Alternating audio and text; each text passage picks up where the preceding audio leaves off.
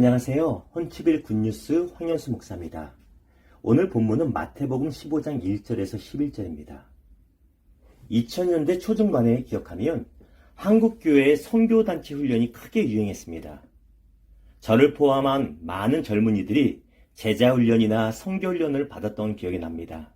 그런데 교회의 선한 열매가 나타나는 것보다 오히려 그로 인하여 교회에서 분란이 크게 일어나고 선교단체의 훈련 금지까지 많이 내려졌습니다. 이유가 무엇일까요? 바로 저를 포함해서요, 소위 선교훈련 받았다는 젊은이들의 지식과 경험과 열심이 하나님의 말씀보다 우선이 되었기 때문입니다. 하나님은 분명히 순종하고 서로 포용하고 서로 사랑하는 것을 원하셨는데 그들에게는 내 생각이 더 우선되어서 우리 교회는 이래, 우리 목사님 몰라 하면서 교회 비판과 비난을 일삼았던 것이죠. 다시 말하면 내 생각과 기준으로 말씀을 이용했던 것이지 하나님의 말씀이 내 마음을 주관하지 못한 것입니다. 자, 오늘 본문을 봅니다. 예수님의 말씀을 가르치시고 병자들을 고치신다는 소식을 들은 바리새인들과 서기관들이 예루살렘에서부터 갈릴리 지역까지 예수님을 찾아옵니다. 말씀 들어왔을까요? 아니요. 그들은 질투심에 트집 잡으러 온 것입니다. 그리고 예수님의 제자들이 손을 씻지 않고 음식을 먹는 것을 보고는요, 장로들의 전통을 지키지 않는다고 비난을 합니다. 예수님께서는 그들의 외식하는 이 모습을 책망하십니다.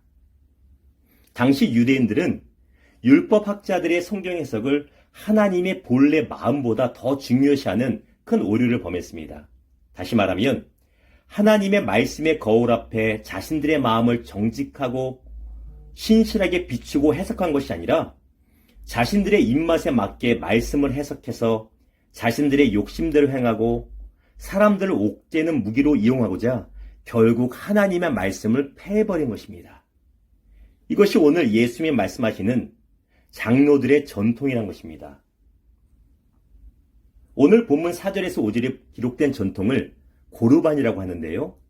하나님은 내 부모를 공경하라고 하셨는데 유대인들은 부모를 봉양한 돈이나 물질을, 음식 같은 것을 부모에게 가져다 드리지 않고요, 하나님께 헌물했으니 괜찮다고 해석을 했습니다. 바로 이런 것이에요. 하나님께도 헌금도 해야 되고 부모한테도 봉양을 해야 되는데 두 개를 다 하려니까 재물이 아까운 거예요. 그래서 그냥 헌금했으니 퉁쳐도 된다, 다 됐다라고 해석을 하고 합리하고요, 그것을 아예 전통으로 삼아서 결국 하나님의 말씀을 패해버린 것입니다. 그러면서도 그들은 이렇게 말합니다. 우리는 하나님의 말씀대로 살고 있어 라고 착각하는 것이죠. 이 모습에 우리 하나님은 이사야 선지자를 통해서 이렇게 말씀하십니다. 이사야서 29장 13절을 통해서 이 백성이 입술로만 나를 공경하며 마음은 멀다고 한탄하시며 책망하십니다. 자, 그렇다면 이 시대에 예수 그리스도를 믿는 우리들의 모습은 어떠할까요? 외형적으로 우리는 열심으로 교회를 할 수 있습니다. 여러 부서일도 하고 헌금도 드리고 사역도 하고 구제 나눔 선교 다 할 수 있습니다. 그런데 내 열심과 내 경험과 교회의 오래된 전통이 하나님의 말씀보다 앞서면 하나님의 마음을 알지도 못하고 선한 열매가 나타나지 않게 됩니다. 오히려 다툼과 분란이 일어나지요. 사랑하는 여러분, 내 생각이 아니라 하나님의 말씀이 내 마음을 주관하시기를 축원합니다. 그러기 위해서는요, 정직하고 겸손한 마음을 주시기를 성령 하나님께 매일 간구하셔야 됩니다. 왜냐하면 한번 외식에 빠져 있으면 내 마음이 그릇되었는지 우리가 알기 어렵기 때문입니다. 그러므로 오늘 하루 하나님의 말씀 앞에서 내 마음이 정직하게 반응할 수 있게 해달라고 성령님의 도우심을 구하는 우리 모두 되기를 주님의 이름으로 축복합니다. 기도합니다.